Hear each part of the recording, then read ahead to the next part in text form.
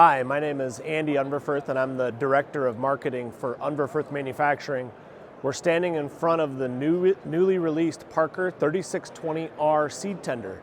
And the new model features a 21-foot long conveyor. And that's what the R stands for, is the added reach. As the planters get larger and taller, we need that added reach for the conveyor to easily reach into those larger and taller planters. So this is a 360 seed unit capacity tank. It's a split tank, so you can put 2 seed varieties inside the hopper. And we also have a new Dynamica scale available for the Parker seed tenders, and it features a user-friendly interface, an auto unload feature, so you can program in a set amount of seed that you want to unload. It will unload that amount and then stop.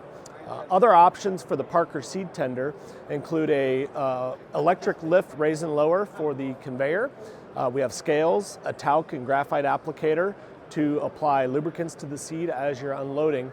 The 3620R features an 8-inch wide conveyor. We can unloading speeds for that is up to 35 bushels per minute, so you can quickly fill the planter and get back into the field planting. For more information, you can see your nearest Parker seed tender dealer today or visit parkerequip.com.